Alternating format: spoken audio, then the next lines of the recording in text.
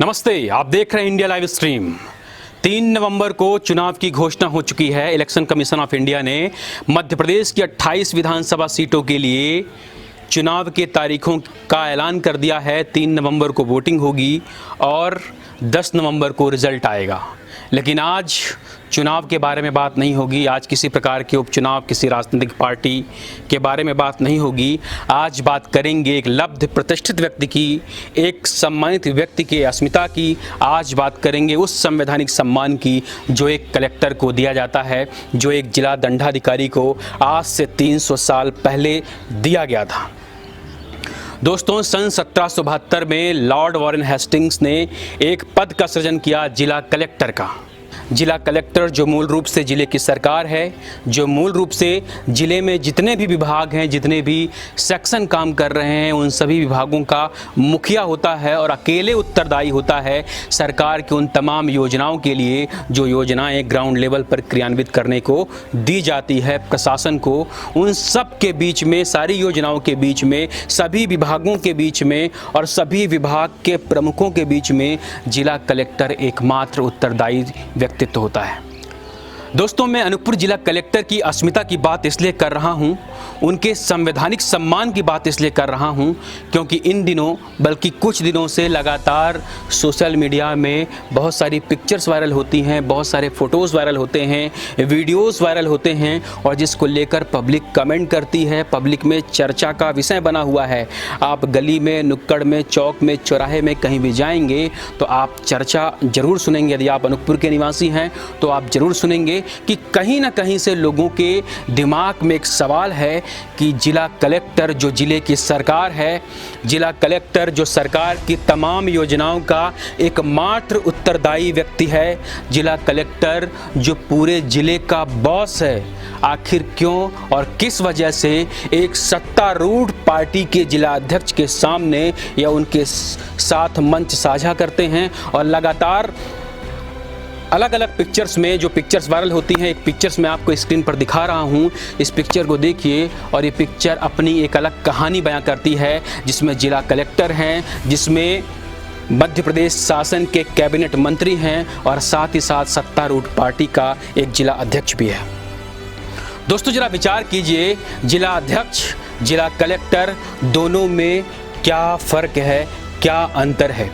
जिला कलेक्टर 350 साल पुराना एक पद, जिला कलेक्टर जो एक संवैधानिक पद है।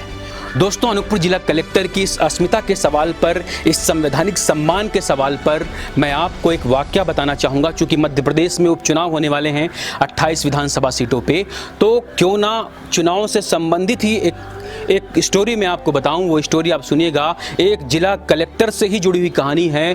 जिला कलेक्टर जिसने अपने आत्मसम्मान के लिए, जिसने संवैधानिक सम्मान के लिए और एक कलेक्टर की अस्मिता के सम्मान के लिए जो कुछ भी किया, उसको लेकर पूरे देश में सराहना हुई, पूरे देश में चर्चा हुई। दोस्तों, मैं बात करूंगा सन 2004 की।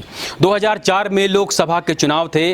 बात कर रहा हूं 7 अप्रैल 2004 की। पूरे देश में रैलियां चल रही थीं, विभिन्न राजनीतिक पार्टियां रैलियां कर रही थीं और ऐसी ही एक रैली पटना के गांधी मैदान में हो रही थी और वो रैली भारत के तात्कालिक गृह मंत्री और उप प्रधानमंत्री लाल कृष्ण आडवाणी की थी।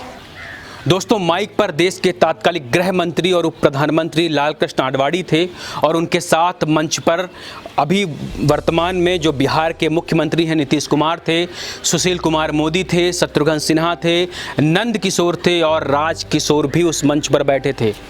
दोस्तों, लाल कृष्ण आडवाणी माइक पर थे, भाषण दे रहे थे, सभा चल रही थी कि अचानक सभा के बीच में तात्कालिक जिला कलेक्टर, जिला दंडाधिकारी गौतम गोस्वामी मंच पर आते हैं और लाल कृष्ण आडवाणी के पास जाकर कहते हैं, सर, टाइम इज़ ओवर। जैसे ही गौतम गोस्वामी, जिला कलेक्टर पटना ने कहा सर टाइम इज़ ओवर, मंच पर बैठे तमाम राजनीतिक हस्तियों की नज़र गौतम गोस्वामी पर जाकर टिक गई। एक तरह से पूरा सन्नाटा छा गया। लोग आश्चर्यचकित हो गए कि आखिर गौतम गोस्वामी क्या कह रहे हैं और किसको कह रहे हैं। गौतम गोस्वामी ने जो किया उसको लेकर पूरे देश में चर्चा हुई। दरअसल चुनाव आयोग ने स्पष्ट कर दिया था कि रात 10 बजे के बाद किसी प्रकार का माइक या किसी प्रकार का लाउड स्पीकर नहीं बजाया जाएगा।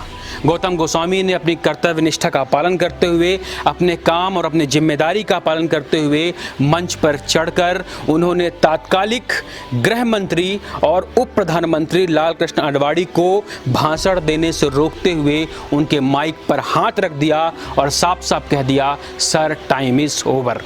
इस बात को लेकर पूरे देश में चर्चा हुई और 2004 में विश्व की प्रतिष्ठित मैगजीन टाइम मैगजीन ने गौतम गोस्वामी को कवर पेज पर जगह दी। साथ ही साथ टाइम मैगजीन ने लिखा कि गौतम गोस्वामी ने जिस प्रकार से अपने कर्तव्य निष्ठा और अपने काम के प्रति प्रतिबद्धता दिखाई है, उसको लेकर जनता के मन में, जनता के बीच में जो धारणा थी भ्रष्ट अफसरशाही और भ्रष्ट नौकरशाही को लेकर, वो खत्म हुई है। कहीं ना कहीं से देश की जनता में एक अच्छा संदेश गया है अफसरशाही को लेकर और नौकरशाही को लेकर।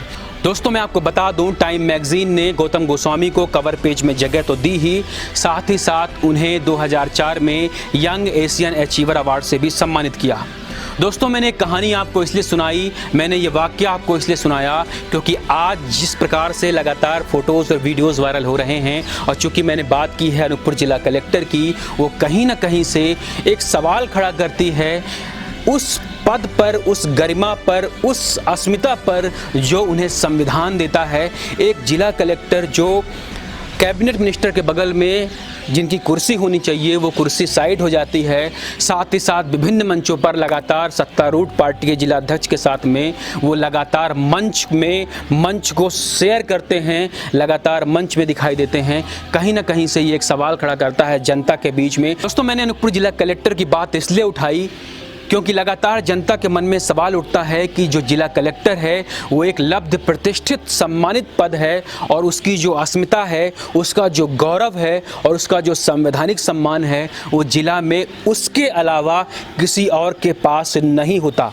तो आखिर क्या वजह है कि लगातार विभिन्न सार्वजनिक कार्यक्रमों में हो या विभिन्न अलग अलग कार्यक्रम, चाहे वो शासन के हों या प्रशासन के हो, उन कार्यों में जिला कलेक्टर जो राजनीतिक पार्टियां हैं उनके जिलाध्यक्ष हों, चाहे सत्तारूढ़ पार्टी के जिलाध्यक्ष हों, उनसे वो मंच शेयर करते हैं।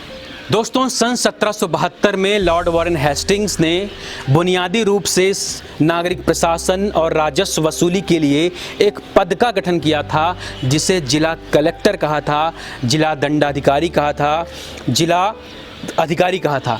दोस्तों, ये पद 300-350 साल पुराना है। इस पद ने लगातार कई राजनीतिक पार्टियों को देखा है, कई राजनीतिक चेहरों को देखा है, कई राजनीतिक हस्तियों को देखा है। दोस्तों, कलेक्टर की अस्मिता, उनके संवैधानिक सम्मान का ये जो सवाल हमने उठाया है वो कहीं ना कहीं से जनता का सवाल है।